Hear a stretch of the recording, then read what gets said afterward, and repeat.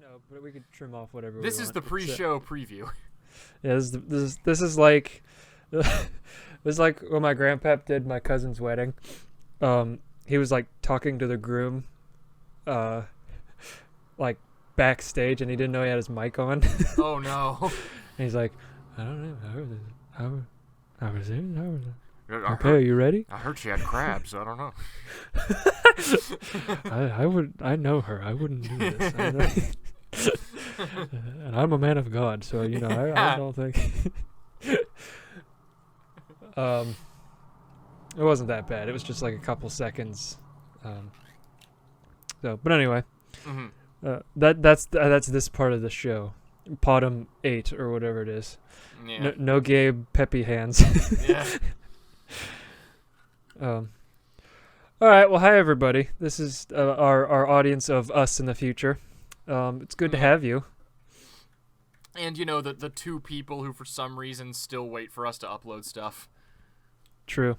I will say I was skimming through the comments this morning, and I don't remember who it was. It might have been Smitty. Somebody had commented. They're like, or maybe I guess it was the Discord. I just was scrolling back through that. They're like, hey, can you guys make the PoDumb a weekly thing? That would make my life better, or something like that. Yeah, I think that's on the last one that it was like Gabe and I or something. Okay. Because I remember this comment. Yeah. Okay. My reaction was, really? Do our voices really create serotonin to some people? I enjoy going back and listening to him. It's just because it's kind of a scrapbook for me. Sure. It reminds me of what was going on in my life years ago, or even a couple months ago. And I have the 8-hour raw behind the scenes that Gabe uploaded. Yeah. Of the Christmas. I've definitely watched that at least half a dozen times. Mm-hmm. Just because. Well, this is gonna sound sappy, but when I haven't seen you guys in a while, it's like I want to watch this again. Oh yeah. So enough of that. I'm not sharing any more of myself today. So yeah, I don't know how long it's been, but here we are again, and Gabe's not here, but we both wanted to do this, and he went out for milk and then never came back. It's my dad just all over again. Exactly. Yeah. Luke's dad promised me milk too, and he's still not back. So what's been happening with you since? And my dad uses what? a wheelchair. I don't even know how he got so far away. Yeah. I mean, one steep curb and it's over. Do you want to explain all that, or do you want to just kind of keep that to yourself? Oh, what? Your dad being in a wheelchair. I was going to play it off as just a joke, but if we want to get into the serious nitty-gritty of it, that's up to you. I mean, I don't know. That's kind of a heavy one. I feel like leave that for one that's like more specifically dedicated as a this is gonna be a serious one. That's fair. Okay, well, I'd like to try, since we're trying to start up again, I would like to try and keep tone a bit more consistent. Fair enough. Well, let's talk about what's been happening with both of us since our last podcast / video upload. Yes. You've gotten some pretty interesting opportunities acting wise. Do you want to talk about some of those? So yeah, the recent ones, because shortly after we quit, we stopped uploading. 2020 happened, so obviously a lot of opportunities didn't really come out of that, just because nothing was really going anywhere. But right. And then things just kept getting complicated throughout 2021, and then I did finally start getting back into things at close to the end of 2021, and from about the end of October. Now, can I interrupt for a second? Yes. Yeah, when you say things were getting complicated, you mean there were no acting jobs available because everything was on lockdown? Pretty much, yes. Okay. Yeah, with the world in general, not with me specifically. Well, sure. Mm-hmm. No, in 2021, the closest thing to acting before the thing that I'm gonna bring up came along. I did. We live not close, but the theme park Kennywood is.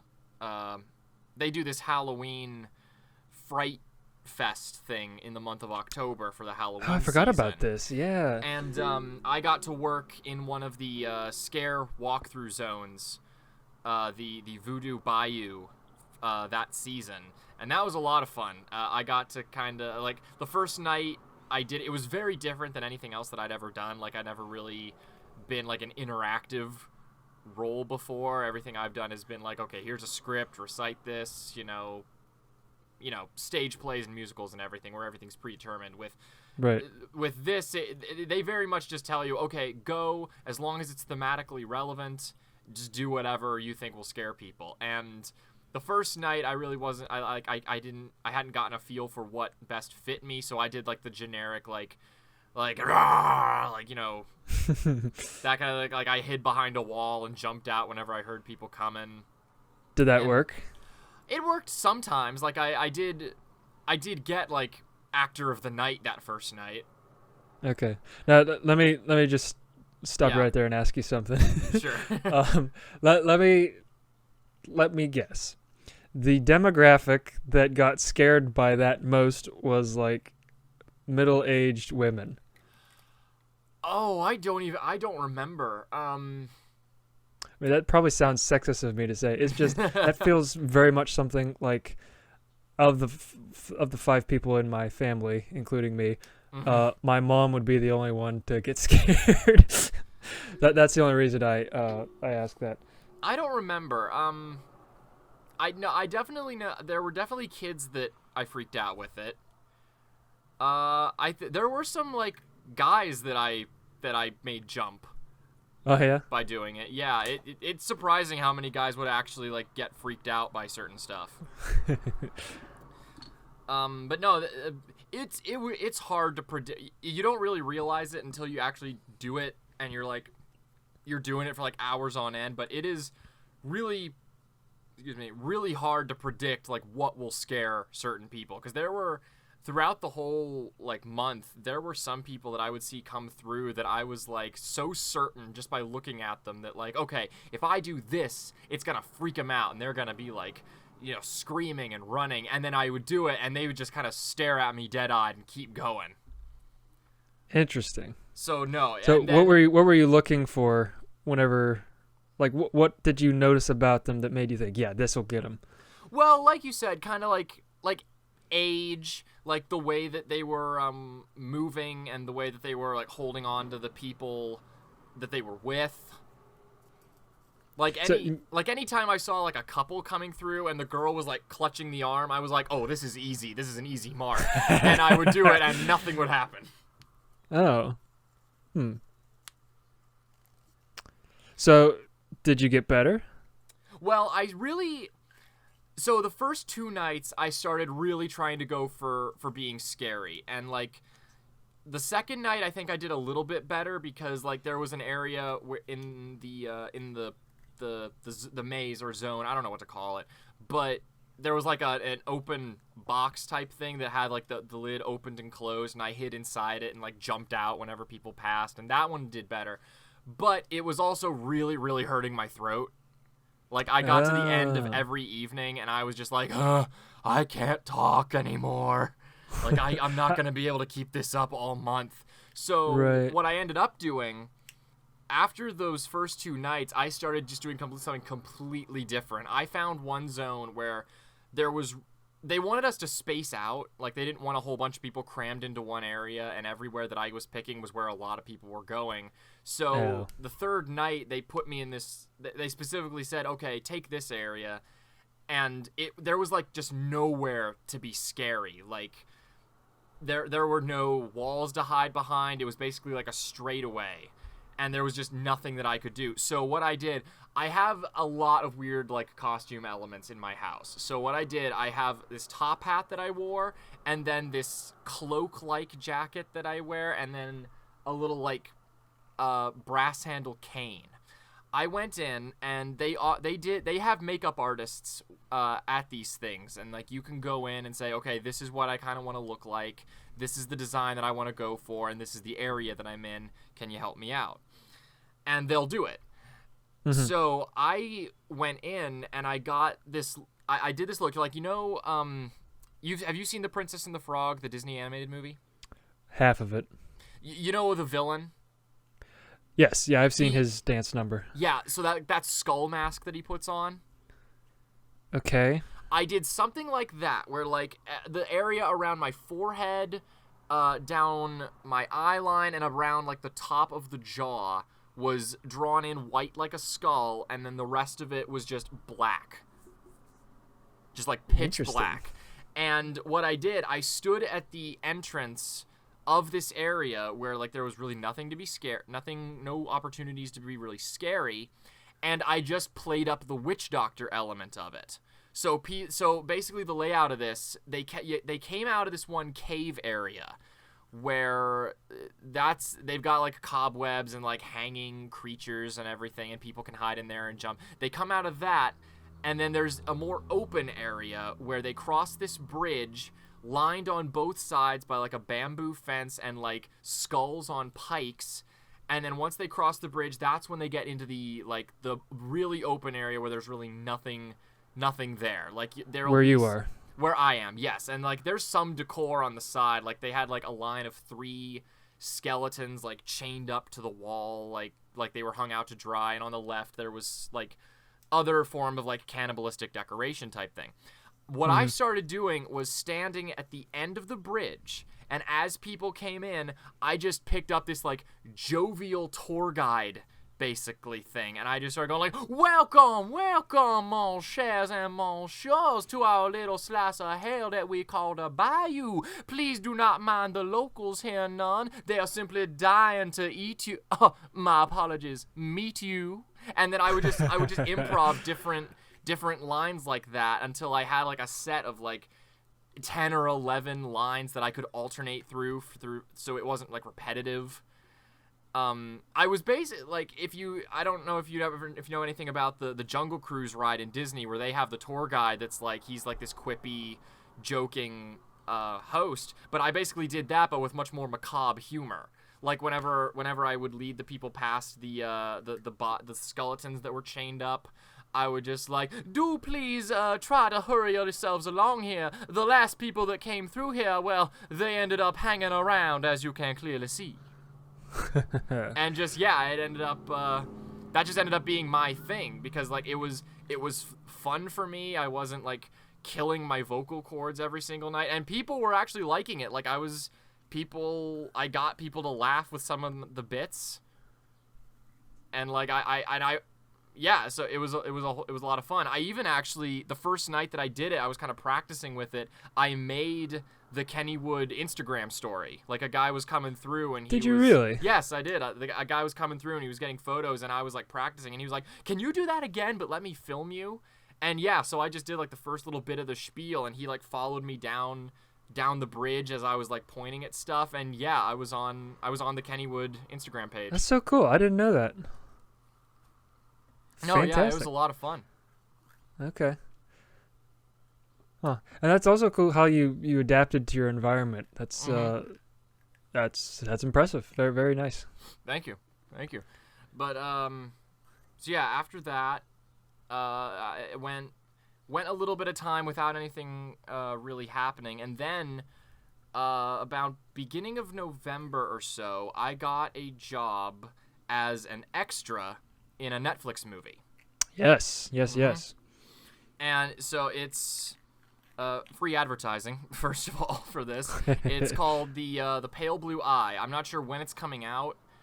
I would assume it's probably going to be like a November release this year.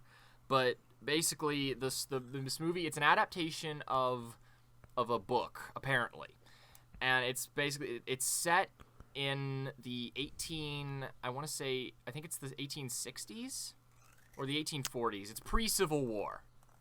That'd be the 40s. Yeah, okay, 1840s. Well, and also Edgar Allan Poe is one of the characters, so that also kind of okay sets the time period. So he's one of the characters, or he's the main character? He is not the main character. He's one of the main characters. No, the main character. The main character is played by Christian Bale. Who's that?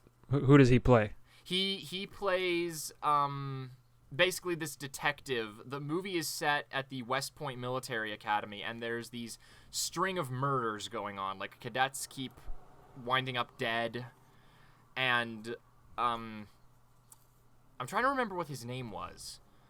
I remember hearing when they were filming some of the scenes referring to his character, but I can't remember it off the top of my head. But Bale is basically playing this detective who's brought in to investigate the murders, and figure out what's going on. Okay. So I got to be an extra in that, and one of the first thing that they did with that, because it's set at the military academy, they brought in some actual West Point instructors, and we had a 2-day boot camp where they basically went over like the manuals of arms, the different marching techniques that we kind of need to have a basis for knowing, and they just showed us all how to do that. And they said that we did really well. Like, he said, like, yeah, in like one afternoon we made it, like it was like a 0 to 100 difference. Oh wow. Yeah, fantastic. No, like he said, like, by the end of the day, he thought we could have like fooled the actual the other West Point people into thinking that we were actual recruits. Huh. So yeah. Well, you are actors after all. Yeah. And one of the things, so the actor playing Poe, he's an actor. His name is Harry Welling. Okay. I know. I hate using this example because it's one of those, like, at least whenever I was talking to him, because it's like one of those, like, it must be the only thing he ever gets. But he played Dudley, Harry Potter's cousin. Oh right, you told me about movies. this. Yeah, and he is in the Queen's Gambit. Like, he's done a bunch of other things. I looked up his IMDb, and he's been in a bunch of stuff. But he looked like completely different. Like, he had a glow up. But he was there at the boot camp. So he was like training and learning the stuff along with all the other extras, and we didn't find that out until like the second day. But he and I actually had like a bit of an interaction. There was at one point where they were teaching us some of the different marches, and they broke us up into groups of 4. And one of the things they taught us is when you're the furthest one on the right, like at the very end of the line, you're the one who sets the call pace. Okay. It's like you do the left, left, left, right, left, that type of thing. Okay. And so I ended up on the furthest end of the right. So I ended up being one of the people who was calling it out. And he was in my line. I didn't know this until afterward. But that's weird. it was cool. And yeah. we like going down the length of this field that we were training on, and I just did it how I would do it if I was like playing a drill sergeant. So like I belted it out. I did everything that just seemed normal to me, and all of the other 3 in my group, all of them just turned and said, "That was really good," including Harry Welling. Wow, that's so cool. So yeah, I technically got complimented on my acting by a professional. Fantastic. And then he and I also ended up being rifle buddies at one point. Basically, like, if you had to leave the building for any reason or have to go to the bathroom, you had someone else who was watching your gun, because the guns they were training us with were real, like actual Civil War era flintlock muskets. Okay. That worked. Oh. Yeah. I'm sure they weren't loaded though. No, they were never loaded. No. Even when they trained us how to like load them and fire them, we never put any actual like rounds or shells in there. They just gave us like poppy seeds for the gunpowder, and they just simulated it. Okay. So no one was gonna get shot during this unless they very much wanted to shoot somebody. It's hard to have a mass shooting with one flintlock. Yeah. Because hang on, I'm reloading. It's gonna take me another Nobody minute move. and 35 seconds. And, well, yeah, keep in mind, they especially did not give us the live ammo, because this was around the time where the Alec Baldwin thing happened. Oh. Where, like, he actually, like, killed somebody on set. Yeah. By accident. So this was around then. So Gotcha. So they were extra careful. They were being really careful about it. Gotcha. But, yeah. Now, if I remember right from the first time you told me about this, is that because you were on the end and you were doing the call-outs, that means you were closest to the camera when you walked by? Well, this was only in training. Like, they weren't filming any of this. Oh, okay. This was only, this was just for practicing and just basically giving us an idea of the pacing and, like, how it worked. But what I am pretty confident I will show up on camera in is there's two different scenes that, like, I'm kind of like if they could totally edit it around, but the other one I'm almost positive. So there's a scene where there's a bunch of us and we're doing the manual of arms, and again, Welling ended up, like, right next to me when we were doing this. And the way that the cameras and everything were positioned, it seemed like if they used some of the shots that they used, I will be, like, pretty well seen. Mm-hmm. But again, they also kind of filmed from, like, us facing both directions. So, like, there was one set where Welling and I and that whole group were the front line, and then they did another set where we were more in the back. Okay. But again, because the camera was on our right for some of them, and Welling was on my left, I'm assuming he would be the focus of some of those shots. So with me in between them, I would assume I'd show up in some capacity. Sure. When doing those. But again, that one, it's so, like, editing and that whole process is so unpredictable at times that, like, I don't know. The one that I am confident I will appear in, there is a scene where I really hope I'm not breaching some non-disclosure thing by talking about this. I don't know any of the plot details. I'm just describing, like, stage direction, basically, so I don't think it should be a problem. Okay. But, and yeah, because I don't know any of, like, the plot significance for any of the scenes we were doing, so I'm not, like, talking about the story or anything. Like, I don't know who did it. I can't accidentally say, oh, Poe's the killer. Right. Yeah, I mean, and it sounds like everything you just described would probably be in a trailer anyway. Yeah, possibly. But there's a scene where they've got a bunch of students in one of the classrooms, and Bale is, like, pacing in front of us and is kind of, like, examining all of us, trying to kind of get a feel for everyone's kind of, like, what they're all about, what they're doing. And I'm in the front row, and the other three, we were, again, in rows of columns of 4, and 2 rows split down the middle in the room. Okay. And the 3 other people in my row were, like, actors that had lines in the movie. Okay. And I was just in the middle of them, and, like, I'm not kidding, when Bale is pacing, like, he's an inch from my face. Oh, jeez. So I was so freaking close to him, and, like, it was, like, everything. Like, I'm not one of the types of people that gets starstruck. Honestly, I was more freaking out the day that Toby Jones was on set than I was when Christian Bale was right there. Who's Toby Jones? So, you know, I'm trying to think. You know the first Captain America movie? Yeah. The doctor with glasses that works with the Red Skull. Oh. Yeah, him. You met him, too? I did not meet him, but he was on set, and, like, I did see him. Dang, I didn't know about that one. I did not. Okay, I did not cool. I did not get an interaction with him. I did that same day. I did get an interaction with Bale where he was passing, and I did, like, we're all in, like, the uniform, the cadet uniforms. So I gave, like, a salute while he was passing, and he did the 2 finger on the forehead, like acknowledge thing, and then as he was passing, he kind of, like, turned his head a little and went, oh wait, no, I'm a civilian. Like, you wouldn't do that. So it wasn't just, yes, I'm acknowledging you, plebeian, don't look at me. There was an actual, like, he said something to me. That's cool. Yeah, no, it was awesome. But then, yeah, in the shot where he's, like, pacing, like I said, I'm right there, and the other 3 people in the row are line like speaking actors. So there's Right, no right, way right. I'm not in that shot. Yeah, I'm sure when we have our viewing party when it comes out, Oh, like absolutely. there's just going to be 10 people like with universal remotes trying to be the first one to pause it when they Yeah. see you.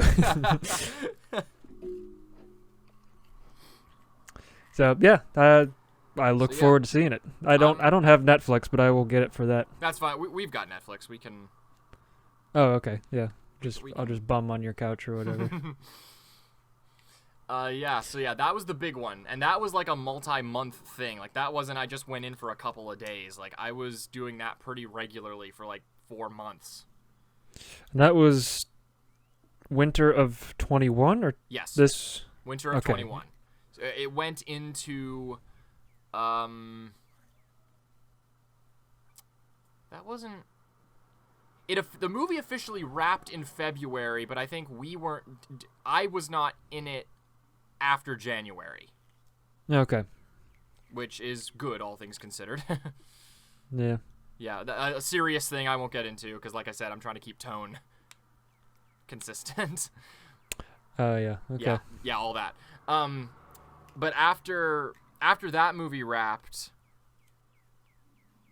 I was then an extra for like a day shoot there was a Tom Hanks movie filming in Pittsburgh that I got to be involved in that one. That one I don't think I'll show up in at all.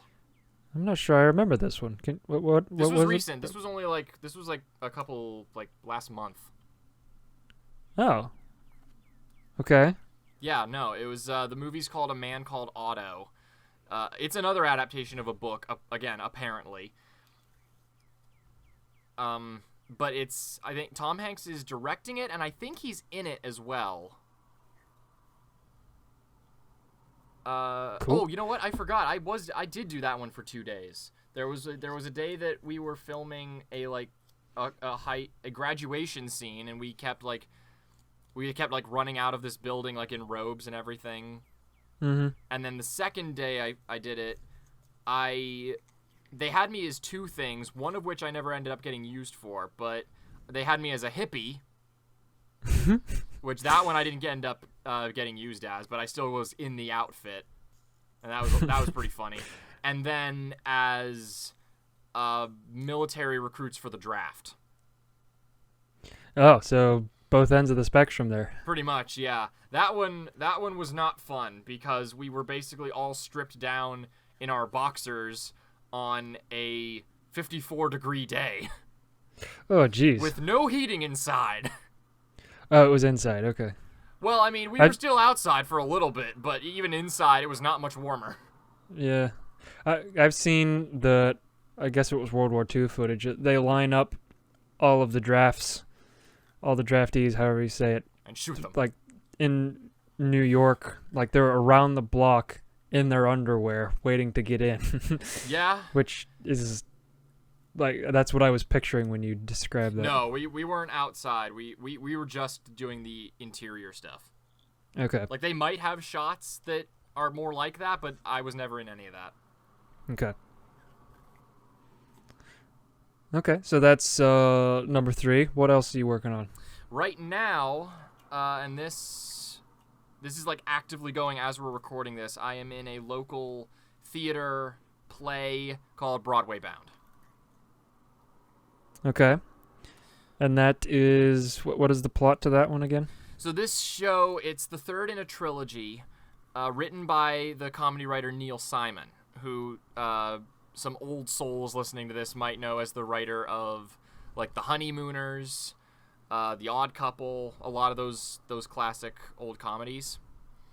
And Not to be confused with Paul Simon. not the singer of Simon and Garfunkel, yeah. Who I thought he was for And you're not half the of only an- one. Yeah.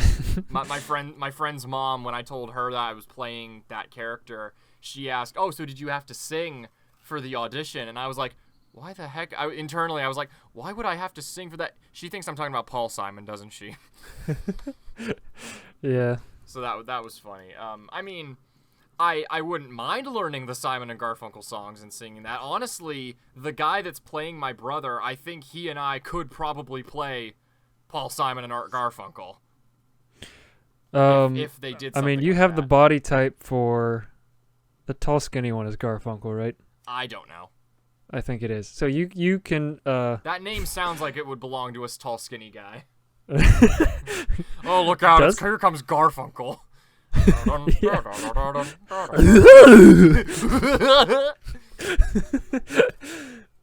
Yeah. And then, Hi guys.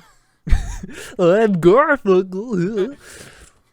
Are you going to Scarborough Fair? No, Garfunkel. No, Art, we're not. No, just calm I don't down. think so. No. I lie. I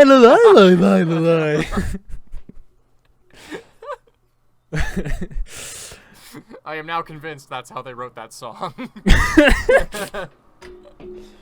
I hope so. That's one of my favorites of theirs. Not to get off topic, but I love the Boxer.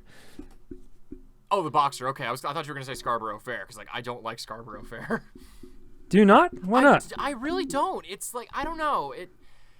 It's just it's too mellow for me. I don't know if that makes sense, but just I don't know. Too mellow in theme or in sound? In sound. Interesting. I can't. It's one of those you listen to soft music to calm down, and that one is it's so soft and so slow that it circles back around to making me anxious. And I don't know why, I just don't like it. That was not my experience. That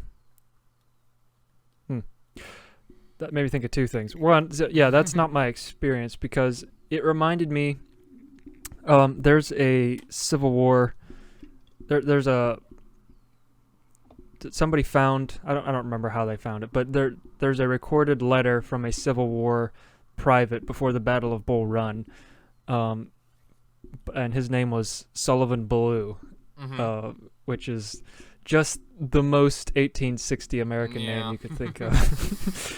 Was it Blue or Baloo? Baloo, like the Jungle bear. Book. Yeah.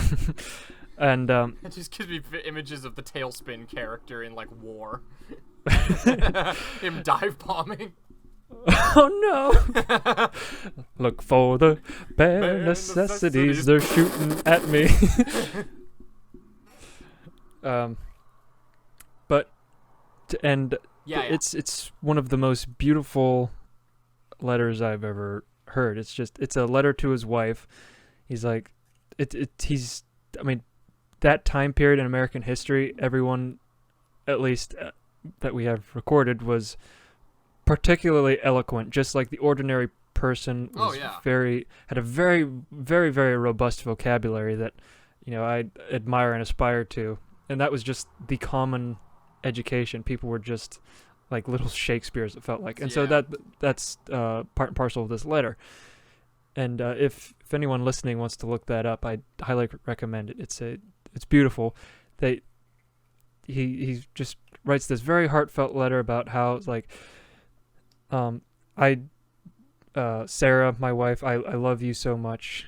I feel I've never, I forget how he said it, but let's just say he says, I've never been more thankful to be chained to you in marriage because that's saved me from so much suffering, being alone in freedom, something like that. And he says, but my love of country carries me with all those chains to the battlefield because I feel the need to defend it, something like that. And then if you find the audio version that was from a documentary, the audio clip ends with, Sullivan Ballou was killed 4 days later at the first battle of Bull Run. It's oh, my heart. And so, back to Simon & Garfunkel, that song reminds me of that letter. And so I get the same feelings from it because it's about, what's interesting about that song is that there's two songs spliced together, one sung over top of another in a weird type of harmony. And I am not musical, so I don't know how to explain all this. But the main part is talking about parsley, sage, rosemary, and thyme. Just the spices of love. How he's longing for the girl and wanting someone to remind her of who he was. Remember me to one who lives there. She once was a true love of mine. Blah blah blah. But the song underneath that is describing like Valley Forge type conditions and time periods. Like the cannons are booming. It's a deep forest where we're all alone, and it's harsh combat. Battalions of red. Blah blah blah. And that contrast is fittingly haunting to the musical sound of it to me. So, long story short, or short story long, whichever. That is why I like it. Okay. I recommend. No, I get that. No, it's like I don't. When I say I don't like something, it's not me trying to say that I think something is like bad. Like I don't think that my opinion makes something objectively better or worse. It's just to me personally. Yeah, I get. Didn't work. Yeah, it just doesn't work for me. Yeah. But I still recognize that it's a good song. Okay. Yeah, I know Zoe, our mutual friend, whenever I sent it to her, she was like, I feel like I'm being abducted by fairies. This is so haunting and weird. Which I was like, yeah, I guess I could see it. Yeah, that definitely sounds like a her thing to say. Yeah, it really does. But anyway, Simon, what was his name? Neil Simon, Theodore, and Alvin. Okay. So Neil Simon, that play is this very week. Yes, we just had the third showing this afternoon. Okay. It opened this previous Friday, and it's going very well so far. I don't think I finished explaining like what it is.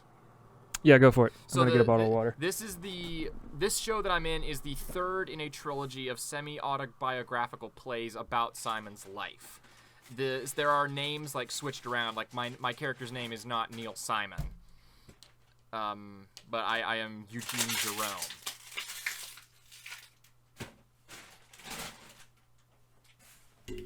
Sorry, I was grabbing water.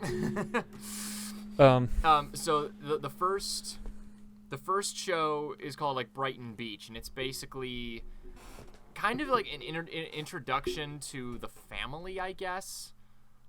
Like that, like I'm still not 100% certain like what stage of his life it's supposed to be part of, other than the living at home with his family stage. I thought you said this was the third part. The one I'm in is the third part. I'm talking about the first part. Oh, okay. No, the first part's called Brighton Beach. I can't remember the name of the second one, but it's set during his time in like the military. Cause like he was in like World War II. Sure. Okay. And now this third one, it's post-war. He's back home, and it's he and his brother trying to break out into the comedy writing game. Okay. At least that's my character story arc. The show is very evenly split between the brothers trying to get into the field of their dreams and the problems going on with their parents at the same time.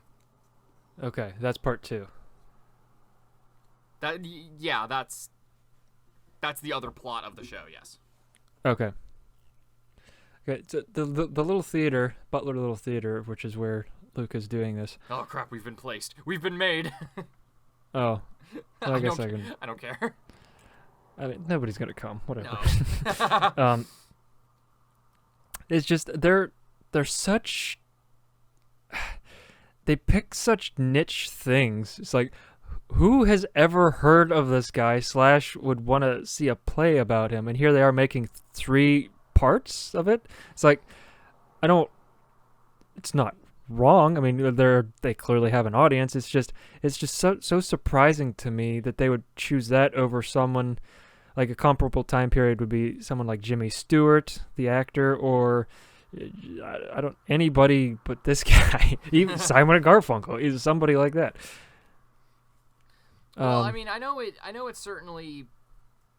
Part of it certainly boils down to, does a play about that exist? They didn't write this. No, they don't write these shows. Oh, I keep forgetting that. Okay. Huh. Well, that makes more sense, but still, I don't like. Who is this guy? Like, even who wrote Technicolor Dreamcoat? Andrew Lloyd Webber. Yeah, he has his own play, right? Or about him. I thought maybe.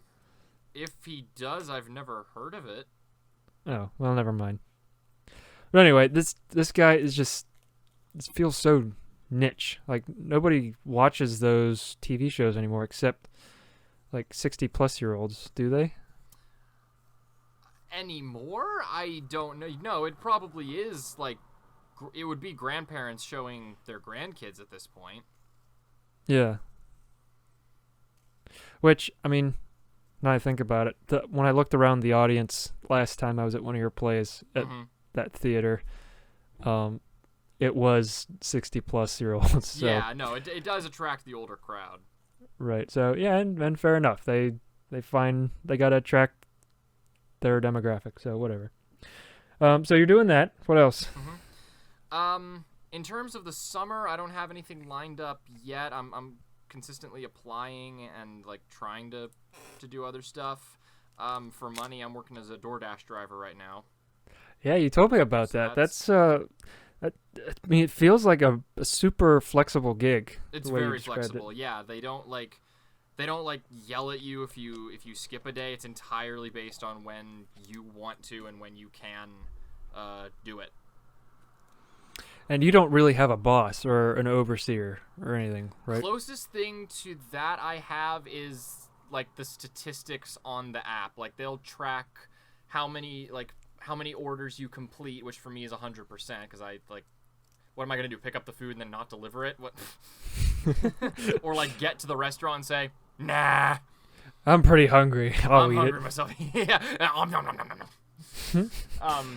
But like honestly, the customers are the closest thing to my managers that I get, because like they're the ones that review my performance. Like they can leave comments and stuff, which so far of the deliveries I've had that have reviewed, I have gotten nothing but 5 stars. Nice. According to the app, I am actually a top dasher. Cool. Yeah.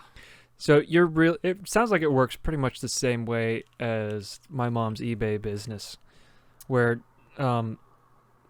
basic like eBay/DoorDash hosts the service, and then it's the responsibility of the specific seller to adhere to their guidelines and to generate their own revenue / work as often as they want. Yeah, that. I think that's about the same. I can't like the way you're describing it. Yeah, it sounds pretty close. Okay. Yeah, I would imagine. I mean, it's a good idea. I mean, if there was more stuff like that, I feel like, I don't know. I mean, so what's great about this is that like 16-year-olds can have a job. And they don't have to have a boss either and go through like horrible managers like you did at Walmart.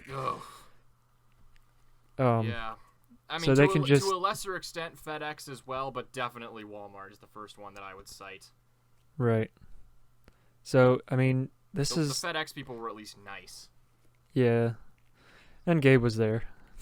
I mean, for like a month, and then he just stopped showing up. Oh, I didn't hear about that. Yeah, he just kind of quit. I did not get to work with him nearly as long as I thought I would. Huh. I think he talked me into it because he knew he was going to do that and wanted to make sure he replaced his spot. Well, let's not throw him under the bus. I'm not throwing him under the bus. It was a brilliant idea if he did that. He's like, I want someone to take up the mantle in my stead. My son, Luke. No, that's not me. I'm not trying to throw shade. All right. I'd be getting this close and going like, if I was throwing shade. Yeah. Say that. As an actor, I feel like that's how you would portray, or what am I trying to say? that's how you do it. Yeah. But But anyway, yeah. So summer, nothing. In October though, I'm going to be in. This one I know I can't say too much about, but it's basically an adaptation of the Frankenstein story, and it's going to be performed in Pittsburgh. yes, yeah, you told me about that. That Mhm. sounds like an exciting opportunity too. Just by the fact it sounds like it's going to be a big crowd just because of that. Yeah, hopefully. I don't know what kinds of crowds this group or this company normally pull in. But yeah, I'm hoping this one goes well. Yeah. Well, I feel like if it's in Pittsburgh, I'm assuming it'll be larger than the little theater and the definitely college bigger that than that. you performed at. Yeah, probably. So yeah, that's cool. Mm-hmm. So that's yeah, me, as that's me so far. yeah, as everyone can hear who's listening, we have not necessarily been idle in the absence of video uploading. So we grow up, people grow up, find other responsibilities. But we were talking about filming something. Yes, we were. Yeah, which we won't get into that right now. Yeah. So well, I don't know at what point we stopped uploading podcasts and such when I started school. I feel like I was in school. You were definitely in school. Was I? Okay. Yes. Yeah, I started at our community college in fall of 2020, which was as it turns out, it was the first semester entirely on lockdown for COVID. So, as someone who was trying to push himself out of his comfort zone and meet people in person, that kind of that backfired a little bit. But I've kept at it, and I'm going, if all goes well, God willing, I'll be graduated by Christmas. That's awesome. With man. With an associate's. Yeah, thank you. Now what So, what are you getting the degree in? So I'm majoring in English, and everyone's question, usually people who, 40 pluses, will say, "Oh, so you want to be a teacher?" And I always have to go through the, well, no, like trying to not act like I've heard that suggested before to me, which is fine. It's not their fault. They just don't have the same interests as me, which just means they can't imagine the same things as I do. So, no, I don't want to be a teacher because I don't think I have a heart for people, if I'm being honest. Yeah, so I'm an English major, in answer to your question. The reason I picked that was because all the required courses were things I was already interested in. Like, I was surprised as I was talking to the admissions counselor, whoever, she was describing the English major student. I was like, oh, like, that's required? Well, I would take that anyway. Like, oh, that's required? Yeah, honestly, I aspired to those things anyway. So the main things are obviously literature and creative writing, stuff like that, but also like history is a requirement, psychology is a requirement.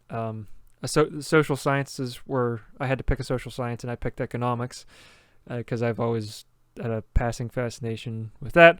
And so I was like, I've always wanted to know how to cheat on my taxes. Exactly. Not taking my money, government. So that economics professor, he was something else. I don't know if I told you about this, but so let me ask you this: why is money valuable? Let that motorcycle pass first. Yeah. Oh, I thought that was your stomach. No, please. I didn't eat that much Mexican food. Chipotle! There is a Chipotle near us, by the way. Is there? We should go. I don't want to. Why not? I don't like Chipotle. How dare you? I dare. Anyway, So why why is money valuable? Yeah. Well, you try to get a new photo of the American presidents. That's the perfect answer. But it's incorrect. Oh my gosh, I wish you were in my econ class and said that. No. But my professor was going around the room asking why is it valuable? And it's like, well, it represents gold. It's like, yeah, but I mean, so what? I mean, who has gold anymore? The gold is the only thing that's gold valuable. Gold is yellow. It's not... Money is green. This is just, I mean, I think it's made out of cotton, but it's just cotton paper. Like there's nothing valuable about money. It's just a piece of paper with things printed on it. Like, why is it valuable? And to demonstrate, like, to really drive home the fact that money is not inherently valuable. It's only valuable because we all agree that it's going to be valuable, which is the answer. We all agree that it's valuable. Sure. To demonstrate that, he said, can I have $1 from someone? Just $1. And one guy in the middle was like, all right, here, I'll give you one.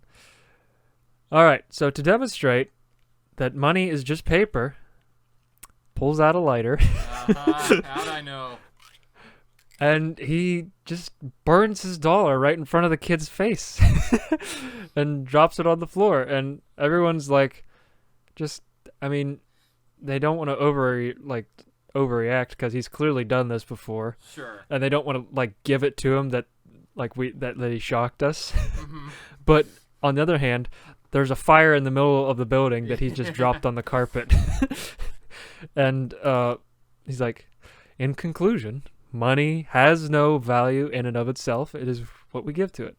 And he stomped it out, and then he told a story like, a few years ago, I turned around and didn't realize that the carpet was actually on fire. Oh, no. And I had to stomp it out before the smoke alarm went off. Anyway, that's the main thing I remember from econ. Well, okay, so, yeah, because I've heard that argument before. What's that? The whole that, like, yeah, money only has value because, you know, like, we as a culture have decided to give it value. Mm-hmm. Right. My thing is, that is true of literally everything. Like that's why Funko Pops are such a thing, is because, yeah, they're just little figures with, like, dark, haunting eyes and big heads, but to somebody, they mean something. Like, they're a representation of their personality, and to somebody else, they could be worth more those same things could be worth more to another person than the person who has them. Sure. The thing is, like, when you talk about, because when you bring up that about money, it almost feels like the only point that you can be trying to make is that money shouldn't be worth anything. But the problem with that is we as humans give worth to literally everything. So it's better that we give the most important meaning to something specific, or else everything just collapses. No, that wasn't his point. I mean, money is one of the reasons that it works so well for us is because everyone agrees that it has value. Right. Something like if you used Funko Pops as a currency, I would absolutely not take it because I have no interest in Funko Pops. So your money is not good with me, I would spit in your Mom. eye and I would kick you into the street. I might kill you. I might take your life because you had. In fact, I might kill you just for fun. And use your intestines as my necklace. Sorry, I went dark for no reason there. No. But anyway. Well, but that brings up the point is, like, if you did use Funkos as, like, as currency, you would not be able to agree, like, what Funkos are worth more, because every Funko has a different worth to another person. Like, I have an Edgar Allan Poe Funko right here on my desk. I think it's really cool. It's interesting. Like, he's got, like, a raven on his arm. He's, like, in the suit. It's a cool little design. I would not expect the average person to look at that and say, that's worth a lot. Sure. Like, that's worth a lot of trade. Like, they're so personal. So, I forget where I was going with this. Yeah, well, I think I understand what you're saying, but you're right. Yeah, the Funko Pops are, the terminology is, they are a poor medium of exchange because not everyone wants them.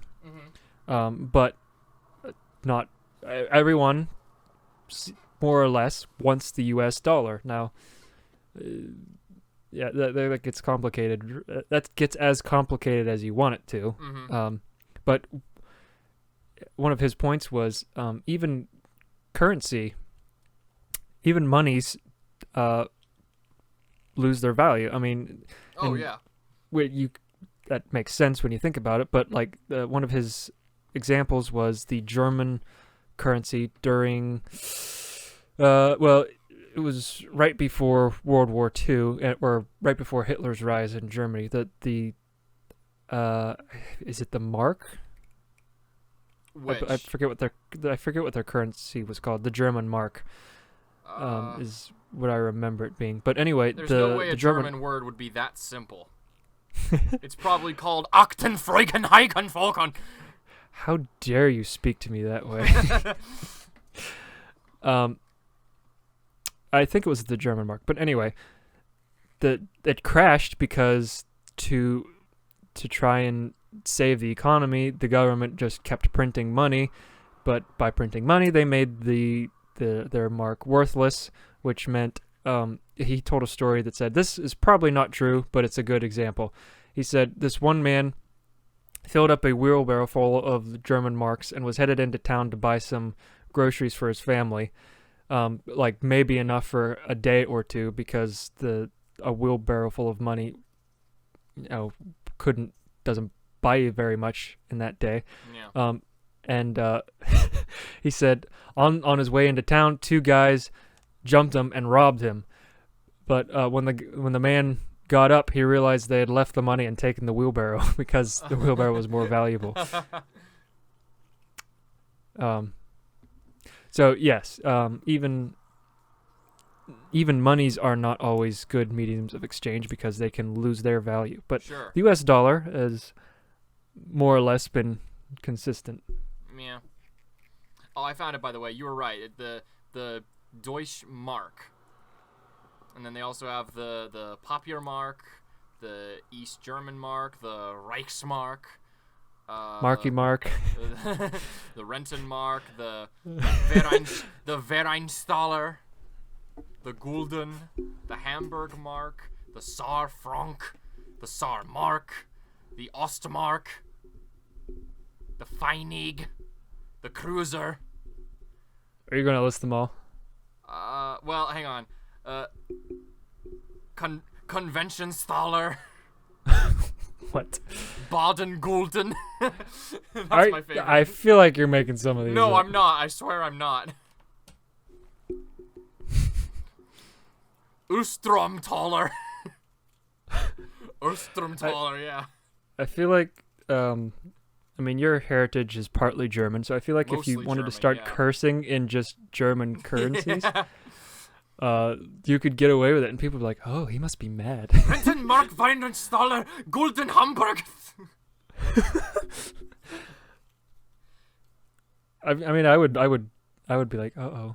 Like the dad's mad type energy that would just emanate from me. Ustromtaler Pfennig. Uh-oh.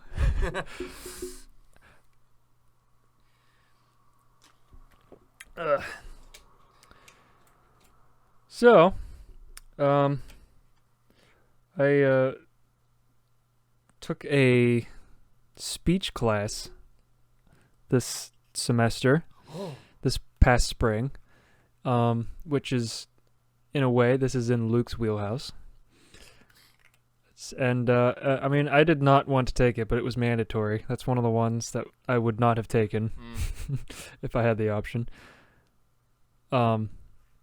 But I did, and I learned a lot. I learned a lot, but it was not necessarily because of the professor. Now, I don't know if so Luke's younger brother Sam had the same professor for the same class an hour later than me, and so we both could commiserate on what this professor was like.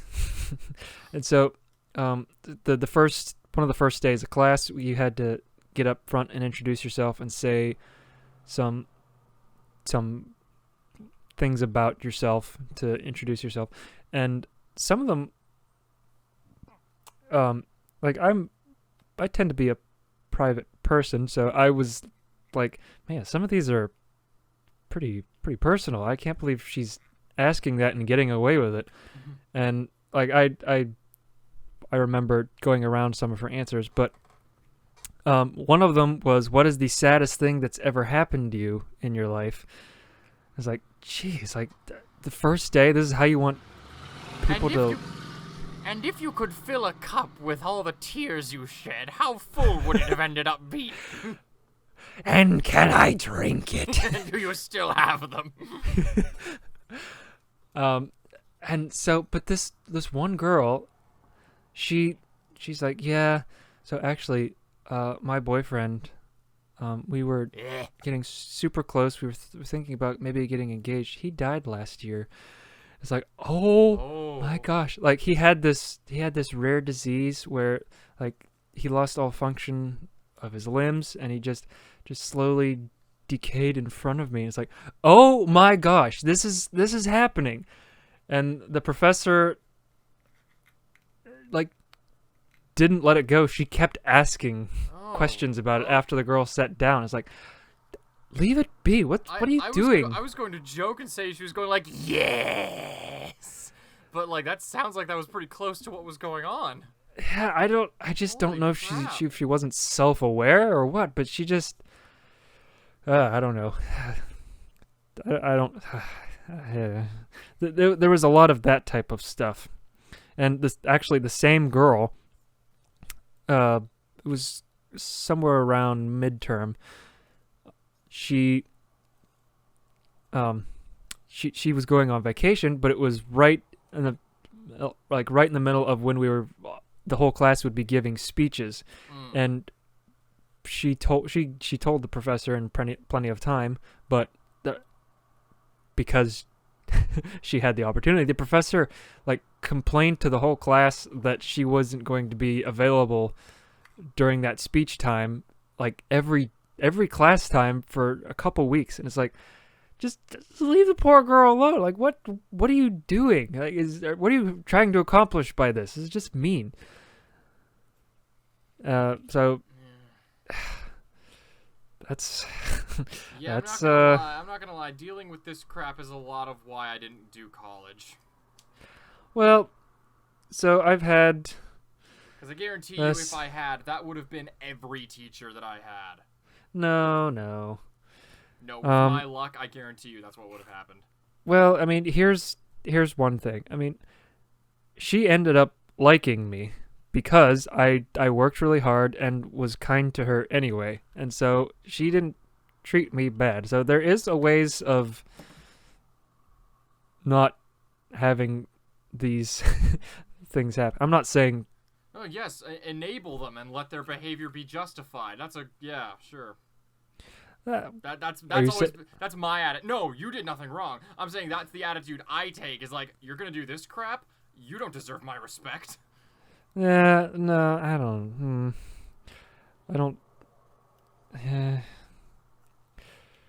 Not to get... Well, I'll let that one go. But no, that's how that's just... I'm not like... I don't become like actively vindictive to those people. It's just internally, I'm just like, yeah, okay, No, and I was very close to... There was some days I was waiting for her to say something negative so I could say, hey, could you maybe cut it out? But that day I had worked up the gumption, she didn't say anything. So, whatever. Not to pat myself on the back, I didn't do anything anyway. But, so, yeah, I don't I don't want you to get a negative idea of college just because of that. Oh, Not no, that you would go at this It wasn't point. just because of the teachers thing. It's just in general, I didn't think it was for me. Yeah, and that's fair. You are a.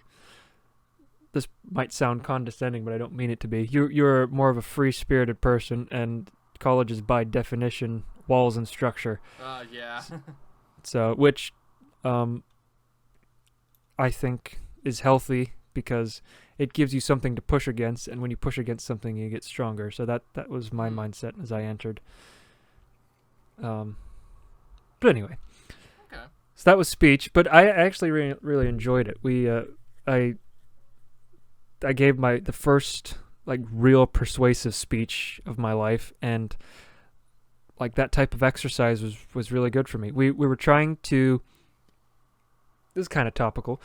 We were trying to. Excuse me. We were trying to convince our audience that Twitter has overstepped its bounds in many ways by censoring / silencing people on their platform. Mm-hmm. And it's in a way it's a violation of free speech, and it was very beneficial for me to look at both sides of the argument and really try and say something intelligent about it, because a friend of mine pushed back against that thesis and said, well, I mean, first of all, Twitter is a private organization, so what law would you instantiate that wouldn't violate their free speech? Because they have the right to allow people on their platform just as much as we have the right to allow anyone or not in our house. So what, like, you don't want to violate their rights either. And also, he said, so radio was the technology of the day during Hitler's rise, and he used that to persuade the majority of the populace that, the gypsies were evil, the Jews betrayed them, etc., etc., and hype them up into a state where it was okay to kill all of them because it was justifiable. And he used the internet of his day, let's say, to accomplish that. So really, what word do I want to use? Unfortunate voices, questionable voices in our society today. Do we want to let them run rampant? Like, say Alex Jones, he got banned. Do we really want to have him? Like, should he have a platform? Because he could mislead people and cause a lot of harm, either ideologically or through acts of violence, either one. And so it was nice to have both sides of the argument. But in the end, our group still ended up coming on the side of, no, it's better to more freedom is better, because it allows, it puts the responsibility of silencing incorrect or harmful opinions in the hands of the people, which is where it's supposed to be. Mm-hmm. That was kind of our argument. Okay. So have you? So the one of the examples we used to sum everything up was, did you? I think her name's Rachel Levine. Her, his, whatever. She's a transgender woman, a man that dresses like a woman, let's say, acts like a woman. I don't know how to describe it. Okay. Politically correct. But she is the Assistant Secretary of Health for the U.S. Yes. And she won, I forget which platform this was, but she won Woman of the Year. Which, I'll just say this, if I was a biological woman, I'd be pissed. It's I heard it on Joe Rogan that said, even when men become women, we're better at women. It's like, yeah, that is sexist, isn't it? But anyway, so the Babylon Bee, in response to that, released an article that was titled, Rachel Levine wins Man of the Year for Babylon Bee. And you know what? I'm going to be honest. That joke's really stupid, cheap, and easy. Sure. But it becomes really funny because Twitter took down that post and blocked Babylon V's account. Yeah. And just by the fact that people got upset about it, it makes the joke funny. Because that's always like my big thing, because like the people always start like criticizing conservative and right-leaning humor because they're like, oh, it's not funny, like it's just saying things that they perceive as true, and I'm like, that you then make true by your response. That's why it's funny. You create self-fulfilling prophecy. That's what we find so funny. I could see that. There's elements of that afoot. But, and this is why we ended our speech with it, but this has a happy ending because there was a great deal of backlash, and Babylon B's Twitter account got restored, and the article got put back up because people stood up for Babylon B's free speech because, I mean, they weren't doing anything wrong. They weren't harming anybody. I mean, they were doing the exact same type of satire that SNL does all the time. Yeah. That social media sites seem to throw money at, give them attention. So yeah, I mean that's kind of how we summed everything up. We're like, this is a good example of how to combat censorship. And so the reason why this is topical, did you hear that Elon Musk bought Twitter? Oh, I've been following this. I'm excited. What do you think about it? I think it's hilarious. It's I don't know. It's like I've never used Twitter. I've never liked the idea, even before it became like such a massive platform for just the dumbest takes ever. And I'm not referring to like any specific political like leaning or whatever. I mean in general. You look at some of the takes that people will earnestly say on Twitter. It's some of the stupidest, most asinine crap you'll ever read in your life. Exactly. And so like even before Twitter became that and was basically known for being that, I just never really saw the point. I didn't like it. And then it became the cesspit that it became, and I just like, okay, I'm never having an account on this. Even if like any career that I have takes off and like I need to promote stuff, I'm never doing it through Twitter. It's just a recipe for disaster at that point. And then now I read everything with like what Musk is doing, and I'm just like, yes, this is exactly the chaotic shakeup that this site needed. Right. I'm looking at it as an outside observer, just like eating. I'm like the Michael Jackson gif of him like putting the popcorn in his mouth from the Thriller video. That's me watching Twitter react to Elon Musk. Right. Yeah, I have not looked into it too much. I mean, he bought it after our speech was over, so I quit kind of focusing on it. But it seems like it was reported that he bought it because of some of the criticisms that we directed at Twitter. Well, yeah, he did a poll. I don't know if it was through Twitter or through something else, but he said, like, to the public, do you think that Twitter has been like abusing and like lessening the freedom of speech? And it was like a majority vote, like 80% said yes. Right. And like he put in the poll is like, this will impact, the results of this poll will impact a decision I'm making.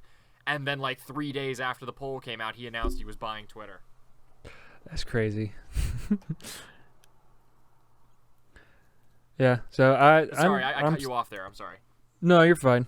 I mean, on one hand, it doesn't really matter what he does because I'm not going to get Twitter anyway. But I am optimistic by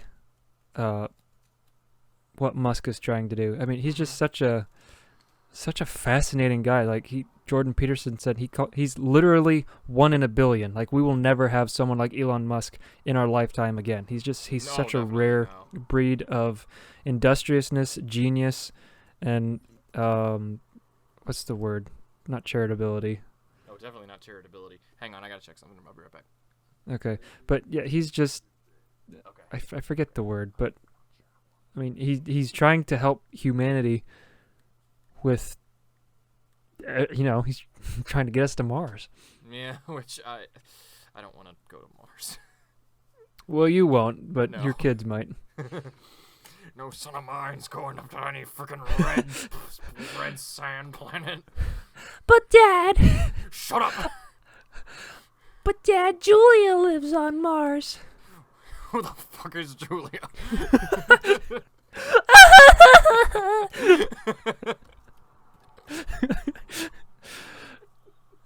I love her, Dad. Shut up. You're like 5. You don't know what love is. Oh. It will be crazy. Like, if a Mars colony is a thing, it would be. It has to be possible to like Skype people there, right? Not Skype, but like get on a call from Earth to Mars, right? Well, I know that they can do that with the International Space Station, so I'm sure, like, Well, that's a little closer. well, but like if that's possible, then, you know, put a giant extension cord between like Earth and Mars. Yeah, just a really long Cat 5 cable.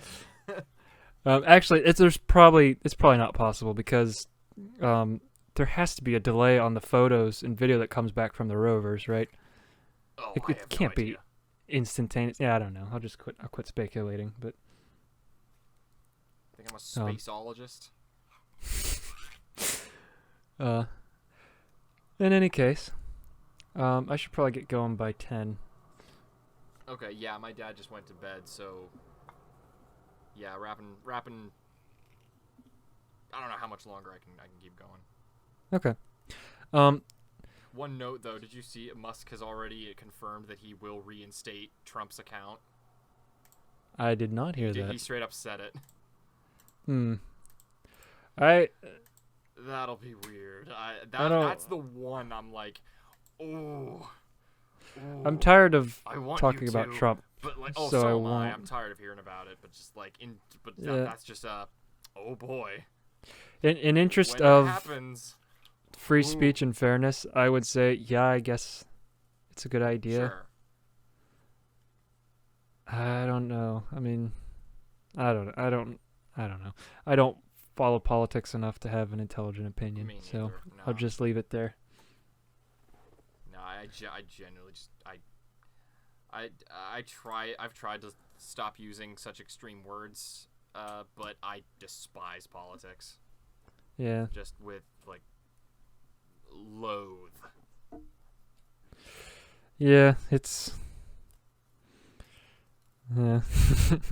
I can't disagree. But, so, let's, what do you want to... What should our closing topic be? Should we play, I will not. discount No, wine how or dare you. cheese No, wut Gabe? No. No? Honestly, What about, like, pepperoni and egg salad? How about...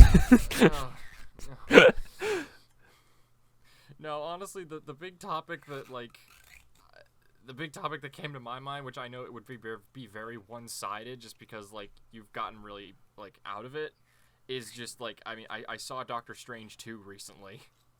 Ugh. Yeah. Okay. See Yeah. what I mean? I'm so done with movies. That's all I have to say about that. I can't be. I love him too much. Yeah, and fair enough. I'll watch your movie, but I'm not going Okay. to watch. I'm tired of Disney in general. That's fair. That's very fair, honestly. So, so what do we want to maybe discuss? Some videos we would want to make in the future, or just leave that to the audience's imagination? Ooh, that's I figure we can do some like general overview on that. Okay. Give an idea of like some of the things that we're considering and see what if there's any like initial opinions on it. Okay. So, what you start? What do you have in mind as a general overview? Okay, well, first of all, overall, I definitely think there's some reinventing is in order, and I kind of described a little bit of that to you when we were talking about it Yes. before. Like, I think the character of Phil needs a bit of a revamp. I think just because we're definitely losing some characters.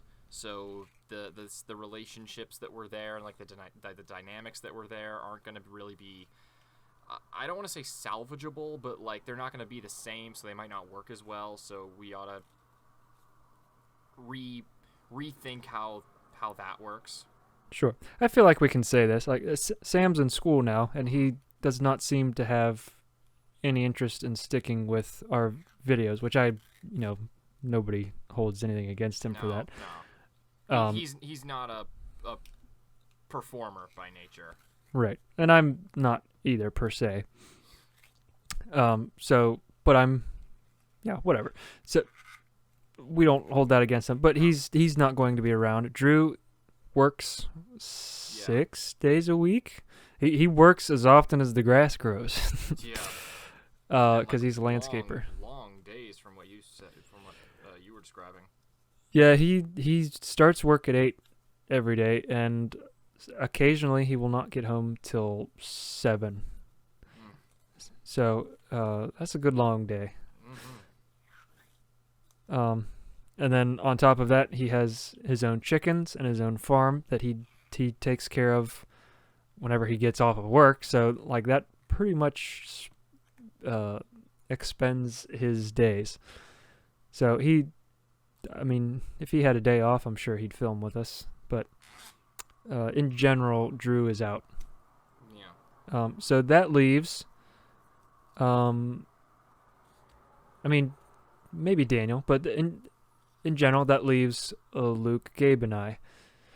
And with the way we keep getting busier, it doesn't necessarily leave all of us either. But we're kind of the core group at the moment.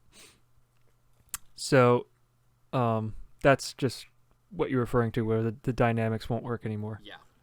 Yeah, like obviously we wouldn't have Isaac as sort of the straight man anymore. So like that aspect of Phil having somebody, and like neither Gimp nor Lance are very they're not like an opposing force to Phil in the same way that someone like Isaac would be. Right. The drag shoot. Yeah. Yeah. So but go ahead. Go ahead. Oh no. No, please. I was just gonna. You go. No, please. I will kill you if you interrupt me. That's always what I want to do whenever we go like I go into that who talks first thing. It's just I just want to cut it off and end it. I will talk now, knave. What I was gonna say is what we do know is that Lance he is objectively our most popular character. Like all of us love him, and his videos get consistently good attention. Yes, and our core audience makes. I was reading the comments again today. They wanted Lance to lead the Area 51 raid. Yeah, it's like Gabe or Uncle Lance is part of a meme now. It's cool. So Lance is the moneymaker at the moment, and Gabe falls into that role so naturally that it is, and because it works, it's stupid to not continue it in some capacity. Sure. So that's Gabe's progression is kind of set, but you and I, things are still up in the air a little bit, and you mentioned that Phil might be deleted / changed beyond recognition. So do you have any ideas yet of how that would work? Well, what did we talked, the one oh shoot, sorry. The first idea that I had, I thought about it while there's some dead air where I'm not doing anything in the show but I have to pretend to be writing, so I thought, what's the best way I can act like I'm writing? Actually try some writing. Right. So I was thinking about directions Phil could take, and one of the things that I wrote down, just because it's just whatever, he like thinks of himself as a MacGyver type, but he's more like a Doc Brown from Back to the Future, where like everything he makes just doesn't work. Are you? So, the use of Doc Brown as your analogy. So, Doc Brown is a genius. Like, I mean, even though what he makes doesn't work, he still knows enough to get close to things working, and he has a small fortune that can facilitate that. Are you including those aspects to your character too? Not so much the genuine genius aspect. I mostly wrote Doc Brown because I was blanking on another character who like builds a lot, but then his stuff never works. No, the aspects of Doc Brown I was thinking of were more his stuff never works, and also the thinking that it's a good idea to rip off the Libyans, because that is absolutely something Phil would do. Or Lance even. Oh, both of them, but yeah. Oh my gosh, I could just picture like, you and Gabe sprinting from a van. Can you not picture Phil just bursting into Lance's cabin like, we have to leave, the Libyans are coming. I always knew it! Yeah. Oh my, yeah, that might be our next premise. Yeah, I absolutely can see that happening. So, did you have anything else with that? With that idea specifically? Yeah. Mostly, I was mostly trying to figure out how I could incorporate that with the idea that you had thrown out about, like, him kind of, like, always having, like, the little bag of junk with him everywhere. So I figured that would be, like, in addition to him doing, like, the stupid Carrot Top stuff where he's always, like, just making dumb jokes with the stuff that's in it, also have, like, he's got the bag so that he has something to, like, tinker with or try to combine with something else in order to, like, make it work. Which is where the MacGyver thing comes from, yes. Right. So I had mentioned to Luke that I had an idea that Phil, or Luke's character, whoever it is, Luke's personality, he likes visual humor. He likes very much so, yeah. I like gags. I've always loved like wanting to try and have myself be my ultimate dream is to be described by someone as a living Looney Tune. That I was about to, more or less. Yeah, I was going to describe, like, yeah, he likes. You're very much inspired by the Warner Brothers, sense of humors. So, I was thinking if that's kind of why The Mask is one of my favorite comedies. I've not seen that yet. I enjoy it. Like I said, I love it because of just the live action cartoon style thing. Okay. Yeah, we'll have a movie day when we watch your movie with Christian Bale. Sure. But anyway, so that's why I thought, well, maybe it would be an interesting idea if Luke's character always had a bag with him, like Mary Poppins' bag, that whatever he pulled out is exactly what he needed at that moment. And because it's cartoony, it's like goofy puns or whatever he wants to use it. So that's what Luke was referring to there. So yeah, the MacGyver aspect. Do you see that? Do you see that getting him into more trouble or out of trouble? I would see it like 99% of the time it gets him into more and more trouble, but then like there's always the one instance where he just happens to make the right thing and it just coincidentally gets him out of trouble.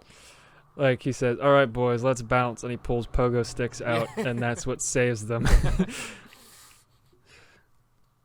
Okay, yeah, I can see that.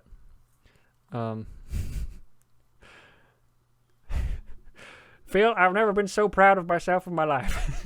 Like, even though Phil saved the day. Yeah. Anyway. And so that was, I think that exhausts everything we thought of for your character. The real character we're stumped on is the the straight man, who's going to be the voice of reason / person to object to the craziness of Phil and Lance. / the person to just absolutely look baffled when it actually works. right. And so since we're only down to we're down to 3 actors, that pretty much leaves me to play that character, and I'm fine with that. And I think that worked in videos like Lance Visits DC, because I was telling the guys earlier that Gabe really shines as his characters when people object to what he's saying, because that makes him double down and that makes it funnier. and that was my role. I was like, no, that's stupid. No. He's like, no. That's how it works. And so that's I was there. That's in general, that's my role, but specifically what it is, I don't know, and where that will lead, we're not real sure yet. But I think it has potential because, Phil's creme de la creme, whatever, I forget the term. I can't think of the right term, but the magnum opus for Phil's character is probably the Earl of Sandwich, because that really lets his personality shine above all else, and people loved that. And Lance's videos, probably the magnum opus being Lance in DC, or maybe the Mountain Dew video actually, that shined, and people seem to love that. Our task at hand is to place those 2 personalities in the same room, see if they can coexist, and without being redundant. Without being redundant, sure, and also see if my character is necessary, how necessary, and all the facets of that, because we don't know yet. We just don't know. Motorcycle.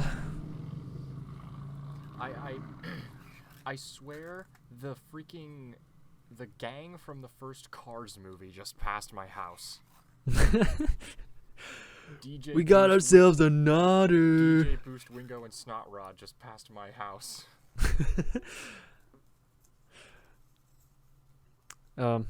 So that's kind of where our ideas have gone as far as making stuff together.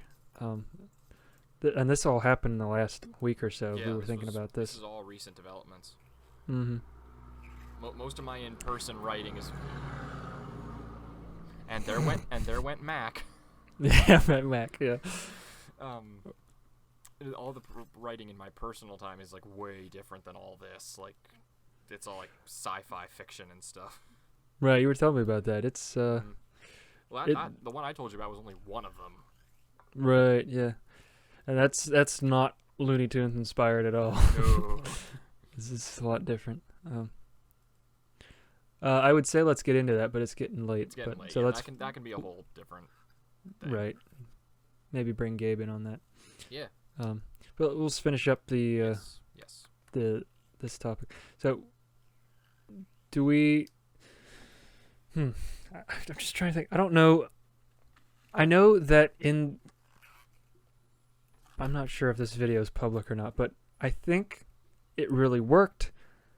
At least Lance's character worked whenever we filmed a scene that was going to be the beginning of Dumb episode 2, where Phil and Isaac's house is blown up, and so they go to Isaac's like, all right, we know I know who can help us out. I know where we can live for a while until we get on our feet again.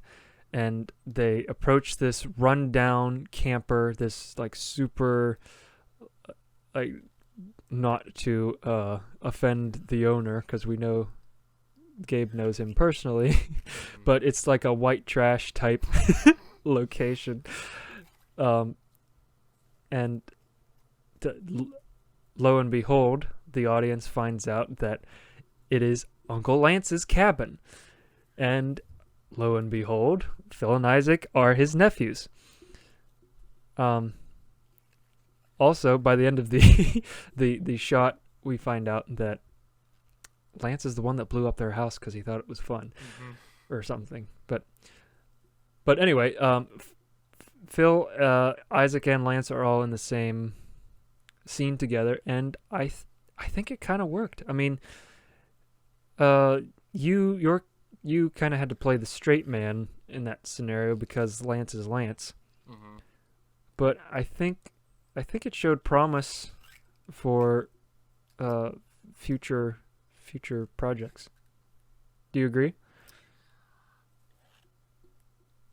There was definitely potential in that one, because like Phil, in that one at least, Phil very much he was out of his element. Like he like, you're right, he did play a bit more of the straight man. Like, he was much more no nonsense in the stuff that we filmed. I don't think we really got to the point where we were writing any scenarios where Phil could really be Phil in there. Exactly. And that's fair. Yeah. Like, I mean, if I'm remembering right, that was the one where, like, he had, like, his neighbors were, like, the Mountain Dew farmers. Or was that a different video? I guess that was that video. I forgot that's what happened by the end. Yeah, 'cause, like, which is a funny concept, and I kind of hate to lose it. There was just straight up, like, cans of Mountain Dew, like, on vines or something. Right. Right. Well, I remember being more, well, it was either that or, no, yeah, okay, his neighbors were, like, indigenous people, I don't, like Native American type tribal people, or maybe we could even make it like hippies, like a hippie commune. They would grow this, they would grow Mountain Dew cans, and then Lance would take it and, like moonshiner style, he would distill it and then bottle it and sell it, consuming most of it himself. And they were rivals and such. So that was that. Yeah, that was that premise. I can't remember what you were talking about with that prompted it, but anyway. Just that in that video, we didn't really get an opportunity to see if Phil being actual Phil worked in the same scenario as Lance being Lance. Oh, right. Yeah, so and I definitely think it could if we wrote it right. Mm-hmm. It's just a matter of taking that concept for a test run first and seeing how it's received. Yes. Yeah, and about that, it might, like, if we reshot that scene with the new characters, I feel like I would be the one talking more just because I'd be the straight man, and then you would be making Phil comments in the background as we tried to persuade Lance to let us live there. I'd be riffing on the situation, basically. Yeah. Which would probably prompt an argument with Lance, and I would have to break everything up so you guys didn't shoot each other. Well, so Lance wouldn't shoot you, and you wouldn't use Japanese size in his neck. So I think that's kind of where we are with Dumb as a channel, as a creative project. It's not dead per se, but it is. It's significantly. Yeah, it's definitely in a I wouldn't say crisis zone, but like a redevelopment. Yeah, it's gonna have to be much more casual, just because. I don't know about you guys, but videos are not my passion project right now. It's I don't know what I want, but I know I want it to be more scholarly, I think. Which means I'll only have time for these videos as a hobby. So that's where I'm coming from with it.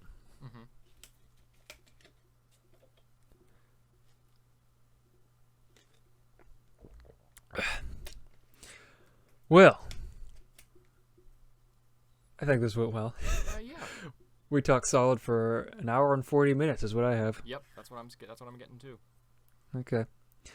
Well, to any and all who listen to this, Alvin and Alvin's grandma, um, thank you. I'm not entirely sure why you're still invested in all this, but it is, it's kind of weird. Like, I've never been in the position where I found a small creator and just stuck with them the way Alvin and the other people have done with us. It's kind of bizarre in a good way. Yeah. Yeah, no, I agree. Yeah. So, maybe next time, Gabe had to watch the hockey game because he thinks the Pens might be eliminated tonight. Well, yeah, so he said that ended like an hour ago, though. Oh, it did? I thought he said like 7-9. Well, he had a broadcast to do at 10, so he might have had to set that up. All right. So okay. yeah. But hopefully next time we can get Gabe in here, and he might force us through another round of wine or cheese or something. So, thank you all for joining us, and any last words, Luke? Give me liberty or give me bread.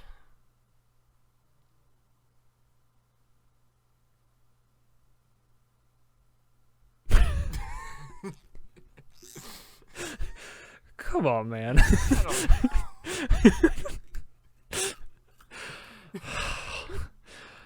All right. On that note, I miss Grimace.